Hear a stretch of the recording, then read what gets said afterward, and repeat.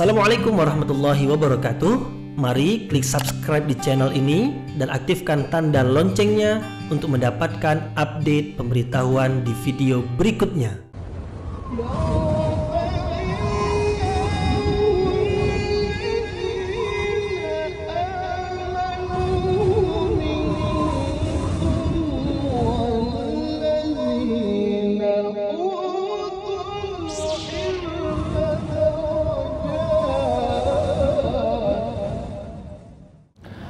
A'udzu billahi minasyaitonir rajim. Bismillahirrahmanirrahim. Assalamualaikum warahmatullahi wabarakatuh.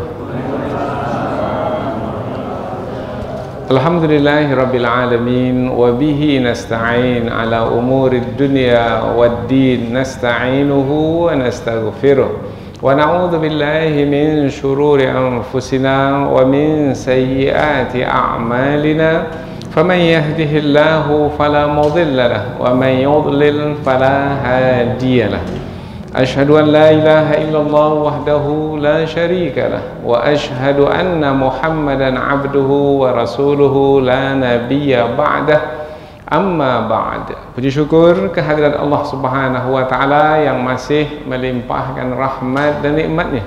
Kita bersyukur dengan mengucapkan Alhamdulillahirabbil alamin. Segala puji bagi Allah yang mengatur sekalian alam. Kemudian tidak lupa pula bersalawat kepada Rasulullah sallallahu alaihi wasallam dengan mengucapkan Allahumma salli ala sayyidina Muhammad wa ala ali sayyidina Muhammad. Dan bersalam kepada Rasulullah dengan ucapan Assalamu alayka ya Rasulullah. Alhamdulillah kita dapat kembali meneruskan pengajian tafsir ayat-ayat suci Al-Quran yang insya Allah kita akan teruskan kepada ayat yang ke-33, 34, 35 dan 36 dari surah Maryam, yaitu masih lagi menerangkan tentang kisah Maryam dan anaknya yang baru saja dilahirkan, yang tiba-tiba berbicara di hadapan kaumnya, kaum Maryam, yang telah menuduh Maryam melakukan perbuatan yang buruk, perbuatan yang tercela. Nabi Isa alaihissalam yang masih dalam pangkuan Allah jadikan bisa berbicara, sehingga dengan percakapan atau perkataan Nabi Isa itu, tuduhan yang tadi diarahkan kepada Maryam menjadi tidak ada harganya lagi, tidak ada maknanya lagi. Berarti Maryam terbebas dari tuduhan. Karena kejadian yang luar biasa yang berlaku itu adalah campur tangan Allah Subhanahu wa taala, yaitu kemahakuasaan Allah. Perkara yang luar biasa, peristiwa yang tidak lazim tetapi berlaku, tujuannya adalah untuk menyelesaikan persoalan yang besar, yaitu yang berkaitan dengan pertuduhan berupa perzinahan. Itu adalah persoalan besar dan itu mesti diselesaikan. Dan Allah Subhanahu wa taala menunjukkan kemahasuciannya, yaitu zatnya yang jauh dari sifat kekurangan dan kelemahan. Allah Subhanahu wa taala memperlihatkan kemahakuasaannya yang tidak terbatas. Anak yang baru saja dilahirkan bisa berbicara, dan itu adalah yang dinanti dari kaum untuk menyelesaikan persoalan berkaitan dengan Maryam. Nah, ayat-ayat yang akan kita pelajari ini masih lagi menerangkan tentang Maryam dan anaknya, lebih khusus menerangkan tentang Nabi Isa alaihissalam. Yang lebih khusus lagi adalah tentang perkataan yang diucapkan oleh Nabi Isa alaihissalam yang ketika itu berada di pangkuan ibundanya.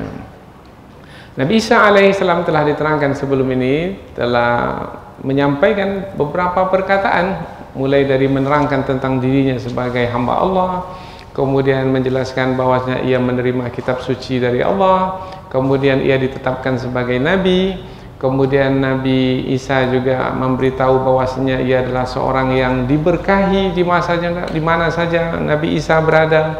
Kemudian Allah memerintahkan Nabi Isa untuk mendirikan salat, untuk menunaikan zakat, kemudian untuk berbakti kepada ibundanya, dan tidaklah Nabi Isa sebagai seorang yang sombong lagi yang melakukan maksiat.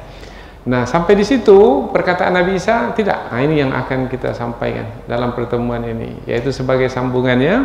Nabi Isa menyampaikan juga bahwasanya dirinya diberi keselamatan oleh Allah Subhanahu wa taala ketika dilahirkan, kemudian ketika diwafatkan, dan juga diberi keselamatan ketika nanti dibangkitkan kembali di hari akhirat.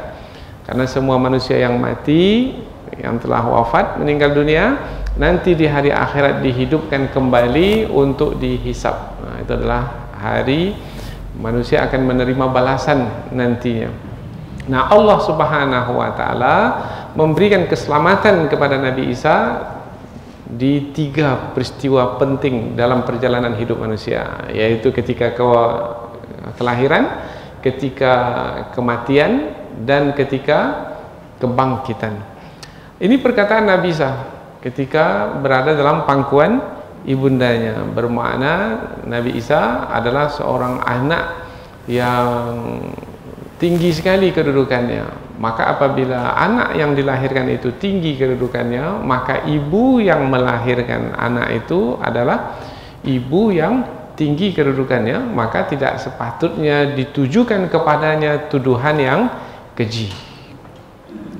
Maka perkataan-perkataan Nabi Isa yang panjang itu, yang jelas itu, membuat Bani Israel, kaum Maryam, menjadi terdiam, tidak bisa menuduh lagi, karena bukti kemahakuasaan Allah sudah mereka saksikan sendiri. Nah, hanya saja ada beberapa persoalan yang penting juga berkaitan dengan Nabi Isa yang lahir dengan kelahiran yang luar biasa, yaitu tanpa ayah, tanpa disentuh oleh lelaki, ibundanya. Maka bisa jadi dengan kelahiran yang seperti itu membuat sebahagian manusia menuhankan Nabi Isa alaihi salam. Karena dengan kelahiran yang tidak biasa itu bisa jadi manusia beranggapan yang bukan-bukan, menyangka yang tidak-tidak, sehingga boleh jadi menuhankan Nabi Isa alaihissalam dengan mengatakan Nabi Isa itu sebagai anak Tuhan, dan itu berlaku. Nah, maka Allah Subhanahu wa taala melalui ayat suci Al-Qur'an menidakkan atau menafikan dengan tegas bahwasanya Allah tidak mengambil anak. Maha suci Allah dari perbuatan mengambil anak, karena Allah Ta'ala Esa, satu, tidak beranak dan tidak diperanakkan. Nah, ini dalam surah yang pendek yang semua kita hafal insyaallah. Qul huwallahu ahad, Allahus samad, lam yalid wa lam yulad wa lam yakul lahu kufuwan ahad. Maka dalam kesempatan menyampaikan kisah Maryam dan anaknya Isa putra Maryam, maka Allah Subhanahu wa taala menerangkan tentang kepercayaan yang batil yang dimiliki oleh manusia yang sepatutnya tidak ada, yaitu dengan memahami bahwasanya Nabi Isa itu adalah sebagai Tuhan atau anak Tuhan atau salah satu dari Tuhan yang 3. Konon Tuhan itu 3 tapi satu tapi 3, salisu salasah, yang ketiga dari 3 Tuhan. Semua itu adalah kebatilan maknanya tidak ada dasarnya sama sekali, dan itu diperdebatkan, yaitu ada sebahagian manusia yang karena tidak memiliki ilmu, sementara kita mendapatkan wahyu melalui Rasul yang diutus Nabi Muhammad SAW, maka kita tidak meragukan lagi, maka kita tidak akan mendiskusikannya lagi, kita akan menerimanya dengan bulat, dengan tidak mempersoalkannya lagi.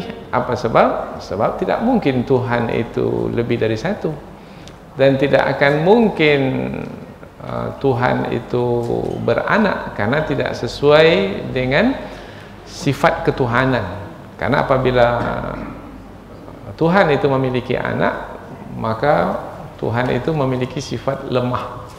karena boleh jadi ia akan bergantung kepada anaknya itu, seperti orang tua bergantung kepada anaknya ketika orang tua itu sudah lanjut usia. Ketika tubuhnya sudah semakin lemah, maka pasti dia akan meminta bantuan kepada siapa? Nah, kepada anaknya. Maka Allah Subhanahu wa taala dalam kesempatan menyampaikan kisah Maryam dan anaknya ini, menidakkan dirinya telah mengambil anak. Ini untuk menjaga tauhid. Jadi tauhid adalah kepercayaan yang suci, bersih, murni semenjak Nabi Adam alaihi salam. Kemudian dalam perjalanan berikutnya nabi-nabi diutus adalah untuk menjaga kesucian dan kemurnian tauhid itu. Tapi ada saja di sepanjang zaman manusia yang tidak bertanggung jawab karena kebodohan atau karena kepentingan dunia mengotori kesucian tauhid itu.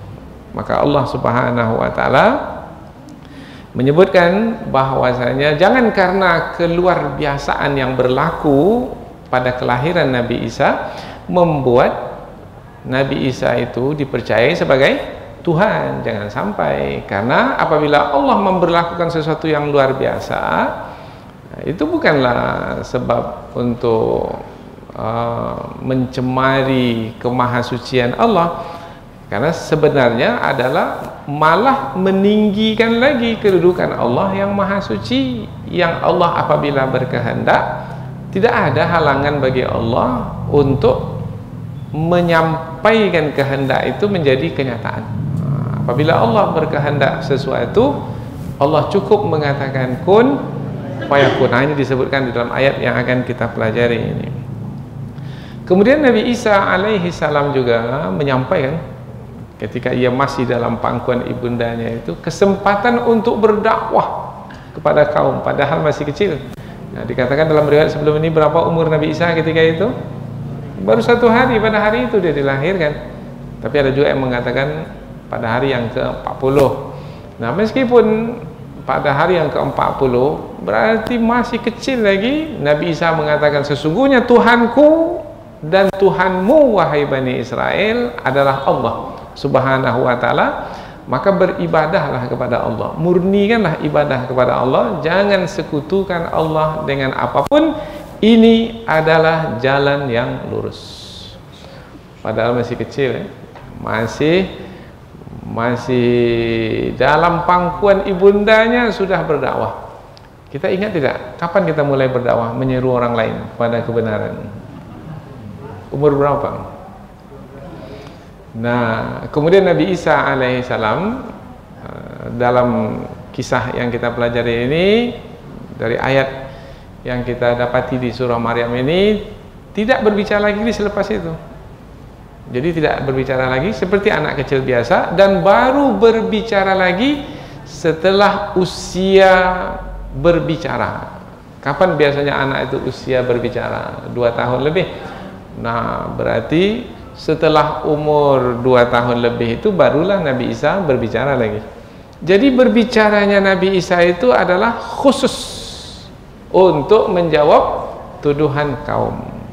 Seakan-akan Nabi Isa itu berbicara adalah khusus untuk menyelesaikan persoalan ibundanya yang dituduh telah melakukan perbuatan zina. Inilah ayat-ayat yang akan kita pelajari, yaitu 4 ayat sebagai muqaddimah, bahwasanya ayat-ayat yang akan kita pelajari ini masih lagi menerangkan tentang kisah Maryam dan anaknya, tetapi lebih khusus yaitu anak Maryam, yaitu Nabi Isa alaihi salam, yang menjawab tuduhan atau menyampaikan perkataan kepada Bani Israel sehingga tuduhan mereka itu terbatalkan.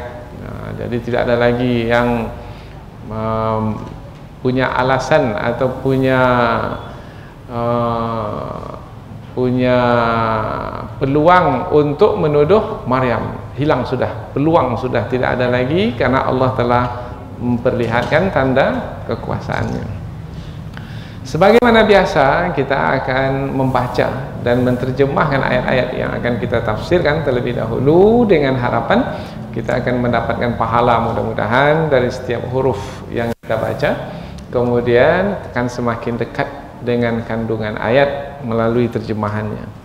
Allah Subhanahu wa taala berfirman, a'udzubillahi minasyaitonirrajim, bismillahirrahmanirrahim. Wassalamu alayya yawma wulidtu wa yawma amutu wa yawma ub'atsu hayya. Dzalika Isa ibn Maryam qaulal haqqi alladzi fihi yamtarun. Ma kana lillahi an yattakhidha min walad subhanah. Idza qada amran fa innama yaqulu lahu kun fayakun. Wa innallaha rabbi wa rabbukum fa'buduh. Hadza siratum mustaqim. Allah berfirman, wassalamu, dan keselamatan atau kesejahteraan. Ini masih perkataan Nabi Isa ketika ia berada di pangkuan ibunya. Alayya, ke atasku, yauma wulidtu, pada hari aku dilahirkan, wa yauma, dan juga kesejahteraan ke atasku pada hari aku amutu, aku wafat atau aku meninggal dunia. Wa yauma, dan pada hari ub'atsu, aku dibangkitkan hayya, dalam keadaan hidup. Ini maknanya di hari kebangkitan kelak manusia dihidupkan kembali. Dzalika, itulah Isa ibnu putra Maryam. Qaulal haqq, perkataan yang benar, alladzi fihi, yang dalam perkataan yang benar itu, yamtarun, mereka Bani Israel memperdebatkannya atau berbantah-bantah tentang Nabi Isa alaihissalam. Seperti yang kita sebutkan tadi, ada sebahagian mengatakan Nabi Isa itu Tuhan, ada yang mengatakan anak Tuhan, ada pula yang lebih buruk dari itu, yaitu dari kalangan orang-orang Yahudi mengatakan Nabi Isa itu sahirun kadzab, yaitu seorang penyihir yang pembohong, karena mereka tidak suka kepada Nabi Isa alaihissalam. Maka banyak pendapat tentang Nabi Isa itu adalah pendapat yang datang dari kebodohan dan kedengkian dan juga kebencian. Makana, tidaklah patut, tidaklah layak, lillahi, bagi Allah, ayyattakhidha, untuk mengambil miwalad, anak. Jadi tak patut Allah mengambil anak atau memiliki anak atau melahirkan anak. Subhanah, maha suci dia, Allah Subhanahu wa taala. Idza, apabila, qada, Allah menetapkan, amran, sesuatu perkara atau urusan, fa innama, maka sesungguhnya, yaqulu, Allah berfirman, lahu, kepada perkara yang akan dibuat itu atau yang akan dilakukan itu, kun, Allah mengatakan kun, jadilah, fayakun, maka jadilah yang dia kehendaki. Apa yang Allah kehendaki? Lahir kamu wahai Isa tanpa ayah. Lahir Nabi Isa tanpa ayah.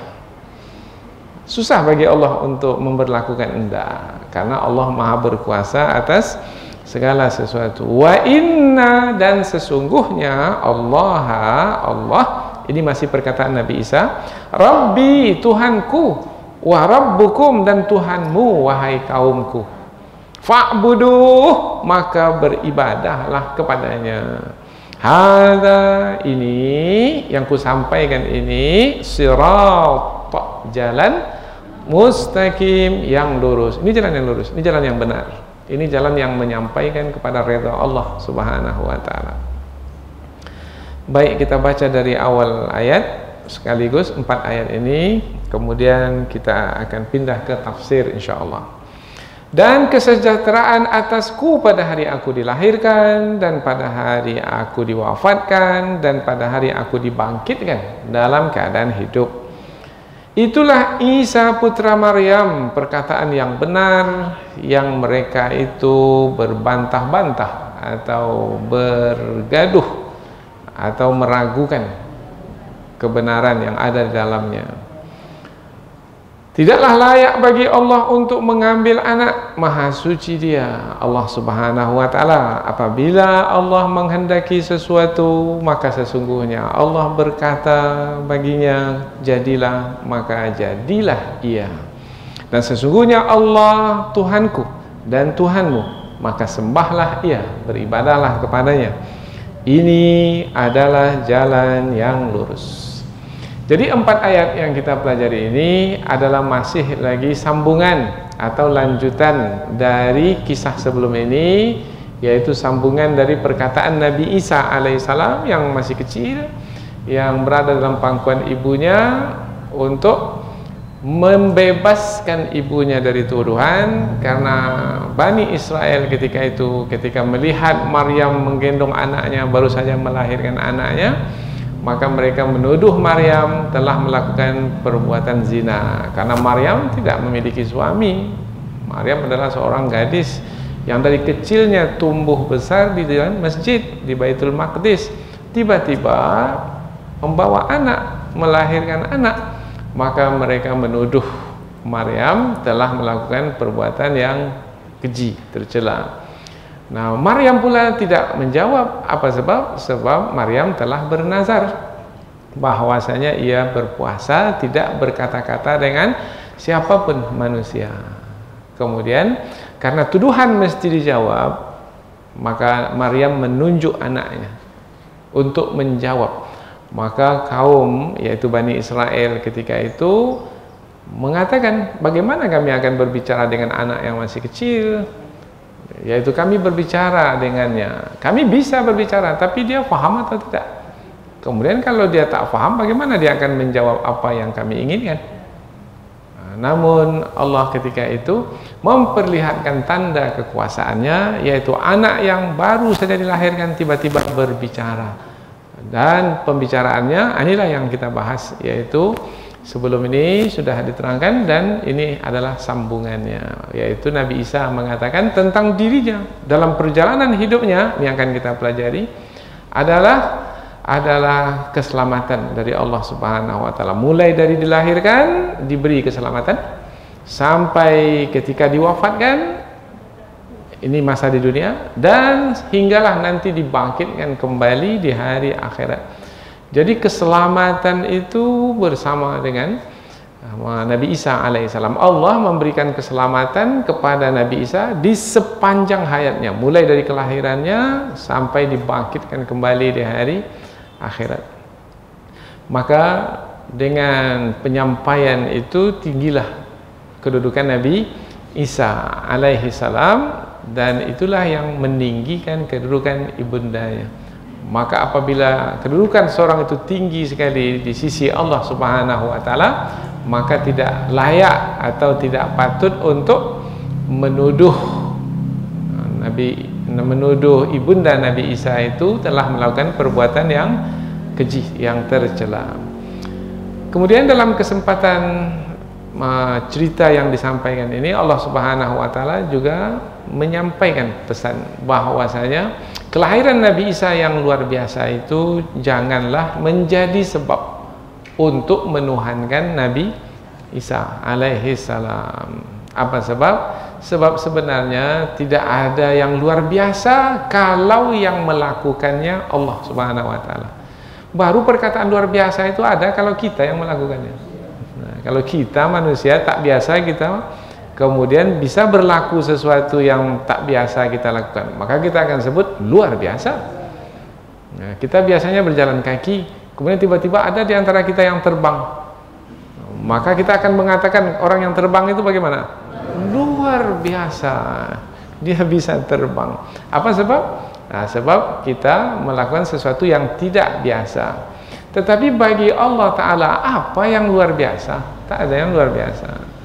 Yang mustahil sekalipun berlaku, kalau Allah yang memberlakukannya berlaku, maka tak ada yang mustahil bagi Allah Ta'ala. Kalau Allah menghendaki sesuatu, Allah cukup mengatakan jadi, maka jadilah. Maka kita semakin mengenal siapa Allah Subhanahu wa taala. Nah, kalau kita semakin mengenal Allah, semakin yakin kita kepada Allah yang maha berkuasa, yang apabila menghendaki sesuatu jadi, maka jadilah. Apa yang perlu dirisaukan? Apa yang perlu dikhawatirkan? Stres-stres itu tadi mana datangnya? Itu adalah datang dari orang yang tidak mengenal Allah Ta'ala.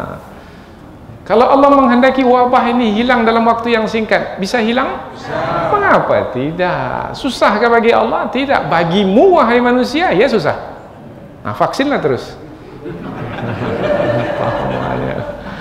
Tapi kalau bagi Allah tak ada yang susah. Tanpa vaksin pun, kalau Allah menghendaki hilang, hilang. Nah, disinilah perlu membangun keyakinan kepada Allah Subhanahu wa ta'ala. Ini ditegaskan dalam ayat ini dengan perkataan kun fayakun. Perkataan kun fayakun bukan hanya di ayat ini saja, di surah Yasin ada, dan di beberapa ayat yang lain pun ada. Diulang berkali-kali untuk mengokohkan lagi tauhid kita kepada Allah yang maha berkuasa atas segala sesuatu. Supaya apa? Supaya yang disembah itu hanya Allah, bukan Nyi Roro Kidul, bukan siapa lagi yang lain. Nah, yang disembah oleh manusia selain Allah, bukan jin, bukan malaikat. Yang disembah itu hanyalah Allah. Ini yang ditegaskan oleh Nabi Isa di penghujung perkataannya, Tuhanku dan Tuhanmu wahai Bani Israel adalah Allah, maka beribadahlah hanya kepada Allah, dan itulah jalan yang lurus. Inilah tafsir ringkas, dan sekarang kita pindah ke tafsir yang lebih terperinci, karena urutan kajian kita ini yaitu mukaddimah terlebih dahulu, kemudian baca ayat supaya dapat pahala, kemudian terjemahkan supaya kita tahu apa kandungan yang akan kita pelajari dari ayat yang kita telah pilih dalam pertemuan.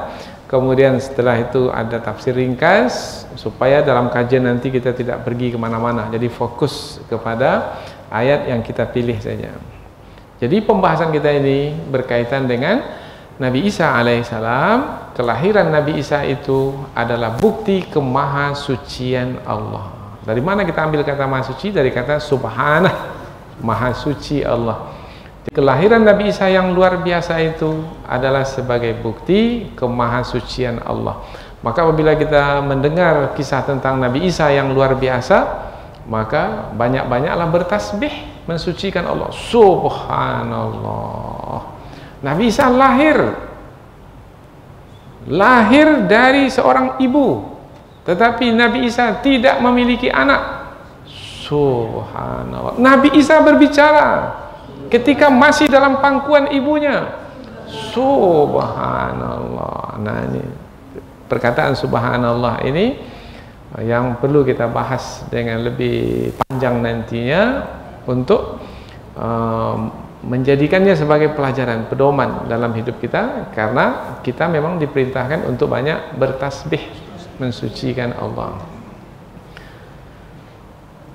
Allah Subhanahu wa ta'ala berfirman, kita mulai ayat yang ke-33, wassalamu alayya yauma wulid, dan keselamatan atasku pada hari aku dilahirkan, atau kesejahteraan ke atasku pada hari aku dilahirkan. Keselamatan ke atasku pada hari aku dilahirkan. Keselamatan dari apa? Boleh jadi adalah dari syaitan yang mengganggu, karena setiap anak manusia yang lahir pada waktu lahirnya akan diganggu oleh syaitan. Tapi Nabi Isa dilindungi oleh Allah Subhanahu wa ta'ala dari gangguan syaitan. Ini berkat dahulu doa dari datuknya, dari neneknya. Inni u'idzuha bika wa dzurriyyataha minasyaitonir rajim. Yaitu ketika Maryam dikandung oleh ibundanya. Ibundanya siapa ibundanya? Nah, istri Imran, ya. Kemudian ketika mengandung meminta kepada Allah, memohon, ya Allah berikanlah perlindungan kepada anak yang dalam kandunganku ini.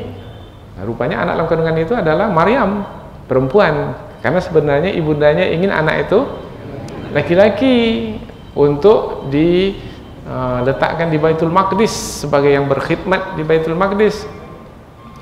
Nah, rupanya yang lahir adalah perempuan.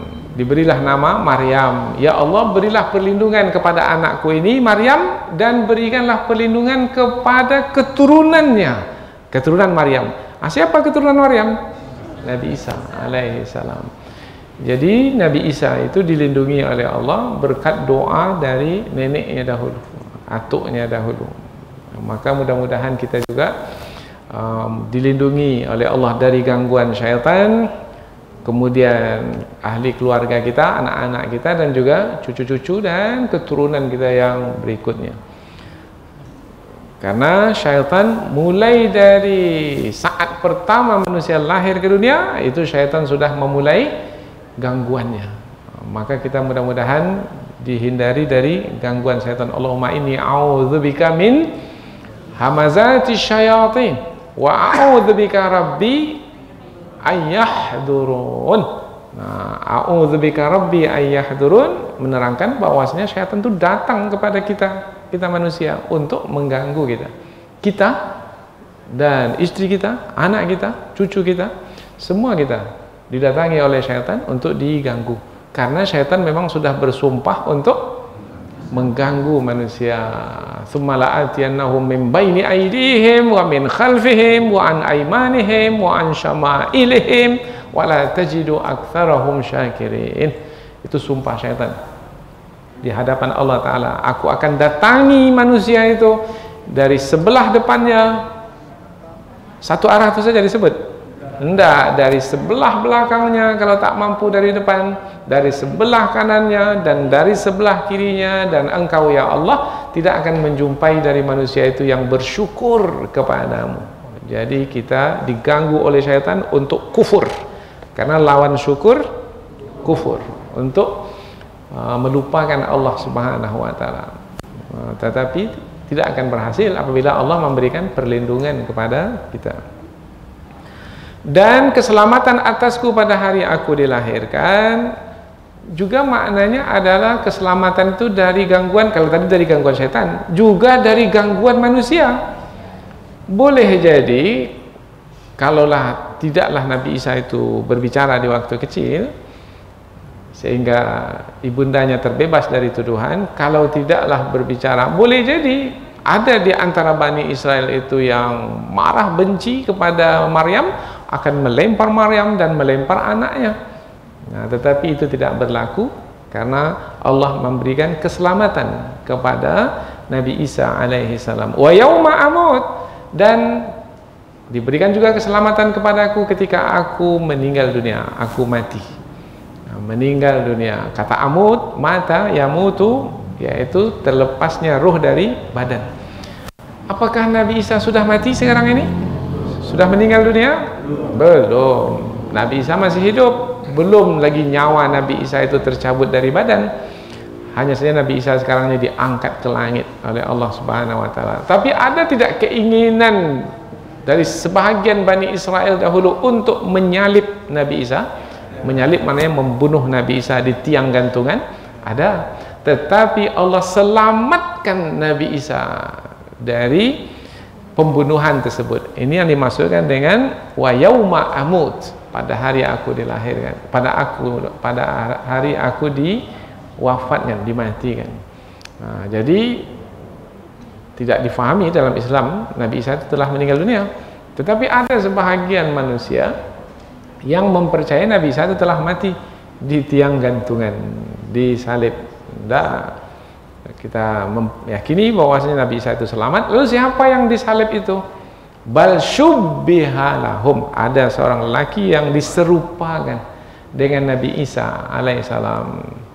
Lalu mereka kehilangan, dan mereka ketika itu ragu, kalau yang kita bunuh Nabi Isa, mana sahabat kita itu? Kalau yang kita bunuh Nabi Isa, sahabat kita itu mana? Kalau sahabat kita itu yang kita bunuh, Nabi Isa itu pula mana? Jadi mereka sendiri ragu. Maka keraguan itu tidak bisa dijadikan sebagai keyakinan. Keyakinan itu mesti berdasarkan ilmu yang jelas, yang tegas, yang terang, yang qat'i. Maka dalam Islam ada penjelasannya, yaitu yang disalib di tiang gantungan itu adalah seorang yang diserupakan dengan Nabi Isa, dan Nabi Isa itu pula diangkat ke langit dan sekarang masih di langit dan akan diturunkan ke bumi di akhir zaman sebagai tanda kiamat, kemudian akan bersama dengan Imam Mahdi nanti akan membunuh orang yang menyimpang dari kebenaran. Wa yauma ub'atsu hayya, dan diberikan keselamatan kepadaku pada hari aku dibangkitkan dalam keadaan hidup. Jadi perjalanan hidup manusia tidak berakhir dengan kematian. Tidak. Kematian itu hanya memindahkan manusia dari satu kehidupan kepada kehidupan yang berikutnya, kehidupan alam barzah. Kemudian sampai masanya nanti ada kehidupan hari berbangkit, yaitu manusia yang sudah tertimbun di dalam bumi akan dibangkitkan kembali ke satu padang, tempat berkumpul yang luas yang disebut sebagai padang mahsyar, dan manusia hidup kembali. Seperti apa mereka hidup di dunia, seperti itu mereka hidup kembali di padang mahsyar. Kalau dahulu ada tangannya yang terpotong umpamanya, ada yang terbakar umpamanya, ada yang dimakan oleh binatang buas, apakah mungkin akan dibangkitkan kembali dengan tubuhnya yang seperti di dunia? Ya, susahkah bagi Allah untuk menciptakan kembali manusia? Nah, awalaysa alladhi khalaqas samawati wal arda biqadirin ala an yakhluqa mithlahum bala wa huwal khallaqul alim. Di mana kita jumpai ini? Di surah Yasin. Apa sambungannya? Innama amruhu idza arada syai'an an yaqula lahu kun fayakun. Tidak lagi melalui proses kelahiran seperti yang kita lihat di dunia ini, tapi nanti dibangkitkan kembali. Dari mana manusia? Dari dalam tanah. Tinggal lagi mungkin berupa azmuz zanab, yaitu tulang ekor kecil. Dari itu manusia diciptakan kembali. Ada yang sudah hangus, terbakar, habis jadi abu. Tapi apabila Allah menghendaki untuk menciptakan manusia kembali, maka tidak ada halangan. Apa sebab? Allah Maha berkuasa atas segala sesuatu. Ini dinyatakan oleh Nabi Isa bahwasanya akan ada hari kebangkitan, dan aku nanti dibangkitkan di hari kebangkitan dalam keadaan selamat sejahtera. Ini disampaikan kepada kaum. Berarti tinggi sekali kedudukan Nabi Isa karena diberi keselamatan sepanjang hayat, mulai dari kelahiran sampai kematian sampai kebangkitan. Dzalika Isa bin Maryam. Setelah cerita disampaikan tentang Nabi Isa alaihissalam dan ibundanya Maryam, Allah Subhanahu wa taala memberitahu, itulah dia Isa putra Maryam. Biasanya kita ini dibinkan kepada siapa? Kepada ayah atau kepada ibu? Biasanya dibinkan kepada ayah. Mustafa bin Umar. Berarti Umar nama ayahnya. Tetapi tidak dibinkan kepada ibu. Tapi Nabi Isa alaihissalam dibinkan kepada ibunya. Apa sebab? Karena tak punya ayah. Jadi tak punya ayah, dibinkan kepada ibunya. Itulah dia Isa bin Maryam atau putra Maryam. Qaulal haq, perkataan yang benar. Perkataan yang benar maksudnya adalah kisah Nabi Isa alaihissalam dengan ibundanya Maryam itu yang diceritakan kepada Nabi Muhammad sallallahu alaihi wasallam melalui wahyu, yaitu Al-Quran. Kemudian Nabi Muhammad menyampaikannya kepada manusia. Itu adalah kisah benar. Itulah dia yang benar. Jadi kalau mau mengetahui kisah benar tentang Nabi Isa putra Maryam, itu diambil dari Al-Quran, karena itulah dia yang benar. Jangan mengambil dari selain Al-Quran. Apa sebab? Itu bukan qaulal haq, itu bukan perkataan yang benar. Manusia menyangka-nyangka. Persangkaan manusia dengan ilmu manusia yang tak seberapa. Sementara firman Allah adalah dari sisi Allah yang maha mengetahui segala sesuatu. Qaulal haq, perkataan yang benar, itulah dia, yaitu yang Allah sampaikan kepada Nabi Muhammad.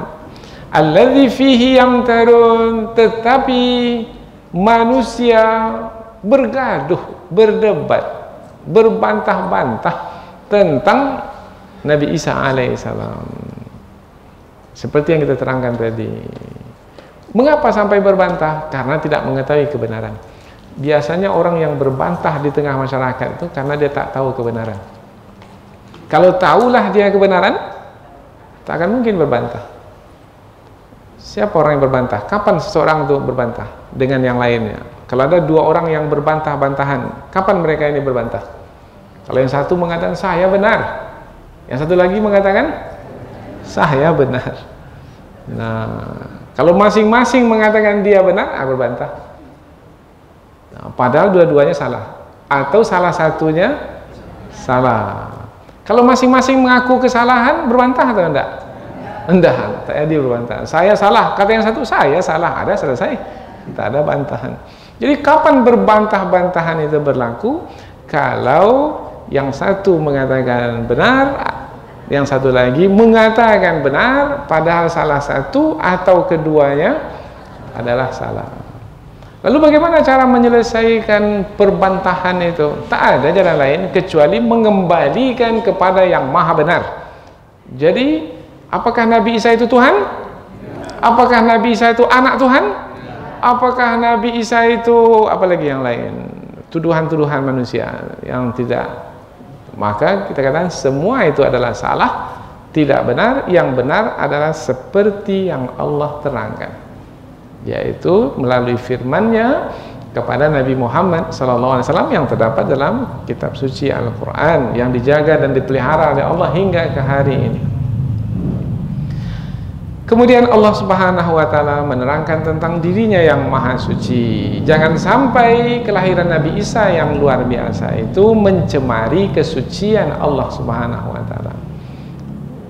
Ini dari manusia yang tidak memiliki ilmu, tidak memiliki pengetahuan karena kebodohannya, sehingga mencemari Allah yang maha suci dengan mengatakan bahwasanya Allah mengambil anak Allah Nabi Isa alaihissalam. Itu adalah pencemaran terhadap kemahasucian Allah Subhanahu wa Ta'ala.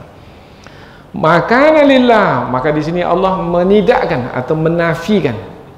Makana, tidaklah layak, tidaklah patut lillah bagi Allah ayyattakhidha min walad, untuk mengambil anak. Mengapa tak layak? Sebab bila Allah mengambil anak, maka hilanglah sifat kesempurnaan bagi Allah.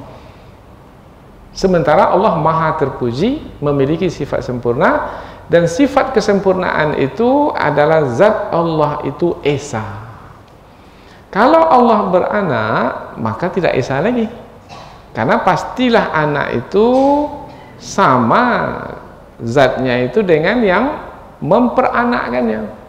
Nah, kalau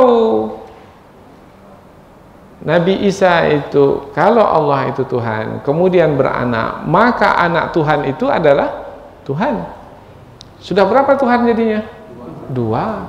Kalau sudah ada dua Tuhan, bermakna tidak lagi setiap Tuhan itu memiliki sifat kesempurnaan dalam berkehendak. Pastilah Tuhan yang pertama itu kehendaknya akan dibatasi oleh Tuhan yang kedua. Karena baru kapan tidak dibatasi? Kalau Tuhan itu satu. Nah, Tuhan ayah punya kehendak, tapi tak sama dengan Tuhan anak. Bermakna sudah hilanglah sifat kesempurnaan yang mesti ada pada Tuhan. Maka tidak akan mungkin Tuhan itu lebih dari satu. Tapi ada pula kepercayaan Tuhan itu banyak. Tiga, ada Tuhan yang mencipta, dia mencipta saja. Ada Tuhan yang menjaga saja. Dia tak mencipta, dia hanya menjaga saja. Ada lagi Tuhan merusak saja. Jadi ada tiga Tuhan. Tuhan mencipta, Tuhan memelihara, Tuhan merusak. Tiga Tuhan. Apakah tiga Tuhan ini punya sifat kesempurnaan? Tidak. Ketika ditanya, ini ada anak lahir, ini pekerjaan Tuhan yang mencipta. Kalau anak ini besar, tumbuh, ini pekerjaan Tuhan yang menjaga, memelihara. Kemudian ada kematian, kecelakaan, ini kerja Tuhan yang merusak. Nah, Maka kita katakan, mengapa dibagi-bagi seperti itu?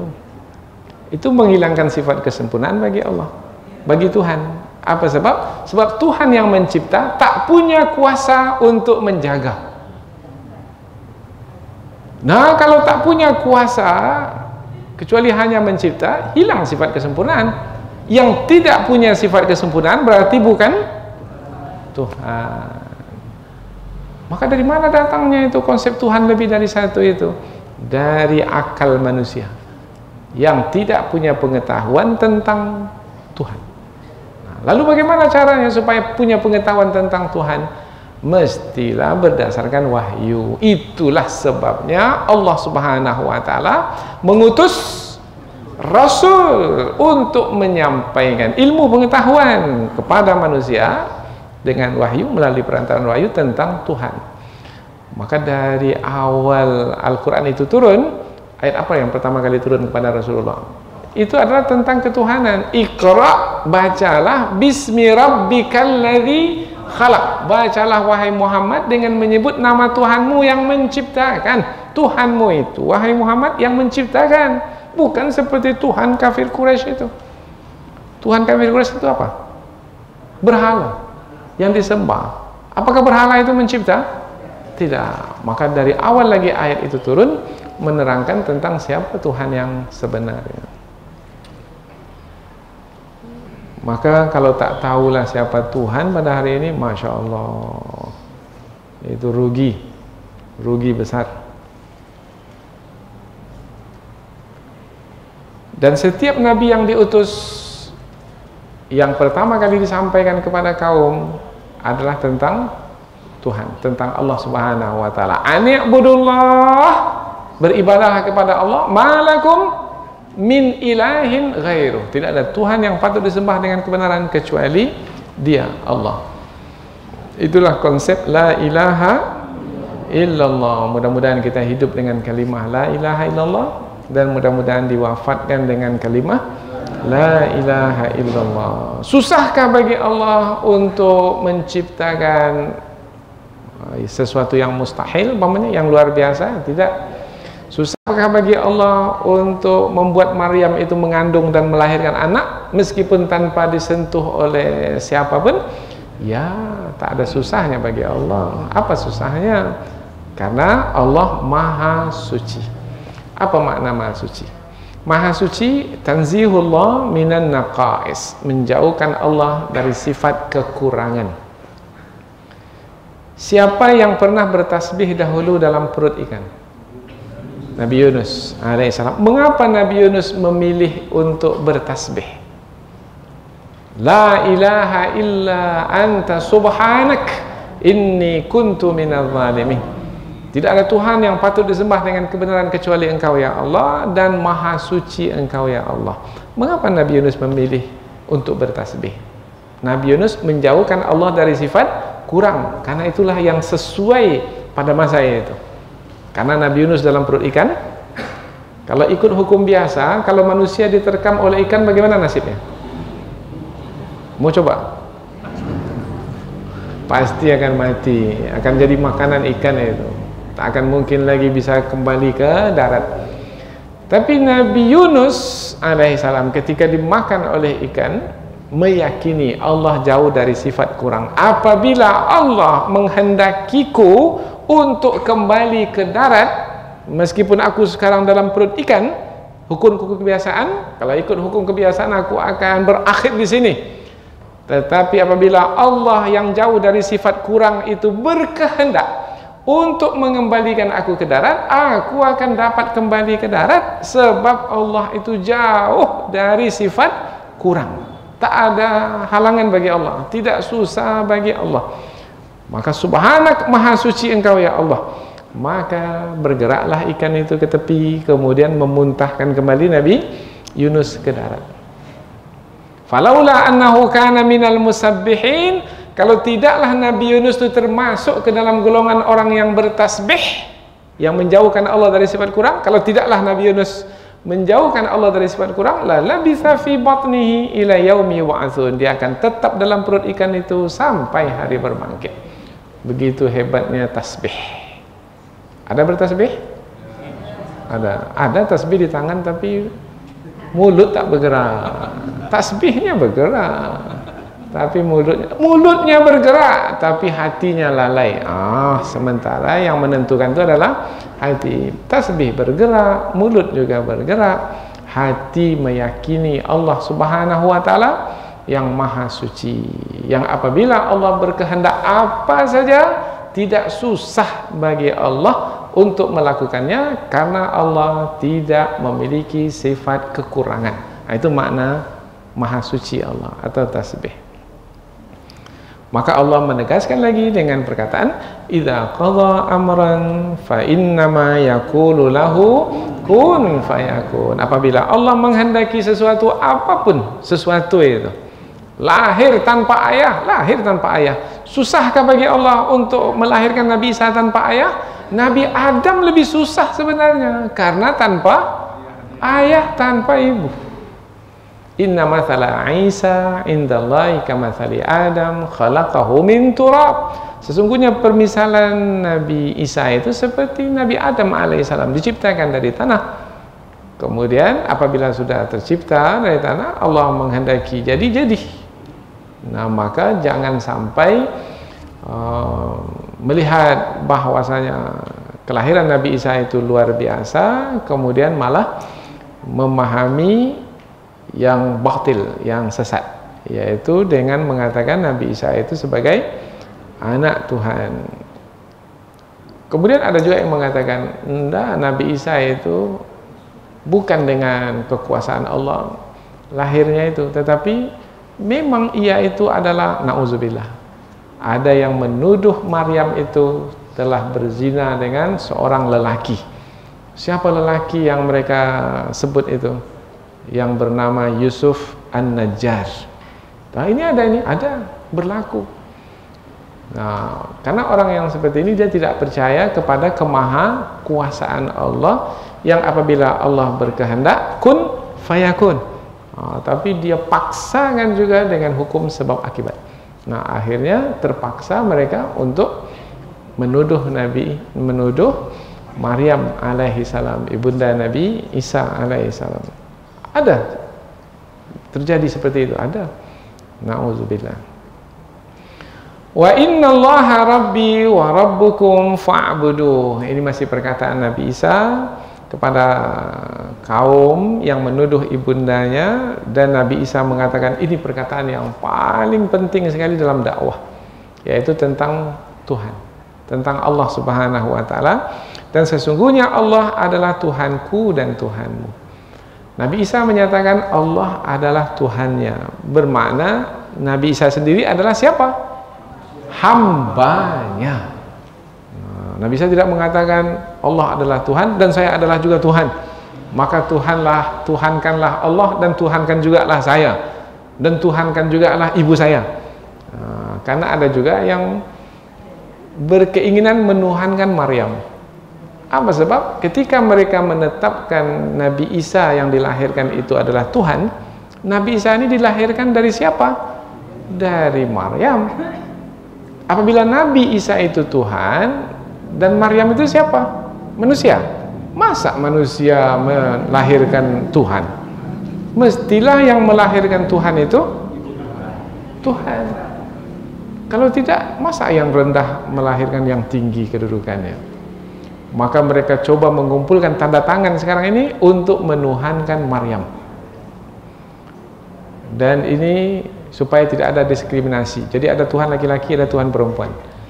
Nah, sekarang ini belum ada, maka mereka coba. Tapi ini adalah kebodohan manusia. Tapi berlaku juga rupanya. Karena banyak kesesatan yang berlaku itu adalah karena kebodohan. Maka masa-masa itu disebut masa-masa apa? Masa-masa jahiliyah, masa-masa kebodohan, karena tidak mendapatkan pengetahuan, atau dapat pengetahuan tapi menentang pengetahuan itu karena kesombongan. Fa'buduh, setelah mengenal Allah sebagai Tuhan yang mencipta, yang mengatur, yang memelihara, yang menjaga, yang menguruskan segala urusan hidup ini, maka fa'buduh, maka beribadahlah kepadanya. Apa makna beribadah? Tunduk dan patuhlah kepadanya. Silakan berkehendak, tetapi mestilah sesuai dengan kehendak Allah Ta'ala. Silakan lakukan apa saja, asalkan yang dilakukan itu sesuai dengan syariat Allah Ta'ala. Itu makna fa'buduh. Kalau ada melakukan perbuatan yang tidak sesuai dengan yang Allah kehendaki, itu namanya tidak beribadah kepada Allah, tapi itu namanya bermaksiat kepada Allah. Nah, kita ini diperintahkan oleh Allah untuk beribadah kepadanya, karena tidaklah kita diciptakan melainkan untuk beribadah kepada Allah. Ini ayat ini populer sekali ini. Tidaklah aku ciptakan jin dan manusia melainkan untuk beribadah kepadaku. Hafal ayatnya? Wa ma khalaqtul jinna wal insa illa liya'budun. Tidaklah aku ciptakan jin dan manusia melainkan untuk beribadah kepadaku. Jadi kalau ada manusia yang tidak beribadah kepada Allah, berarti ya bermaksiat, ya. Apabila manusia tidak beribadah kepada Allah, berarti menyalahi tujuan penciptaannya. Tidak sesuai dengan tujuan penciptaannya, karena dia diciptakan tujuannya adalah untuk beribadah. Dia tak pula mau beribadah, itu telah menyalahi tujuan penciptaan. Ini masjid ini tujuan pembangunannya ini untuk apa? Untuk kita beribadah dalamnya. Kemudian kita tak beribadah dalamnya, perkara oke pula di masjid ini. Itu telah menyalahi tujuan pembangunan masjid ini. Marah tak kita?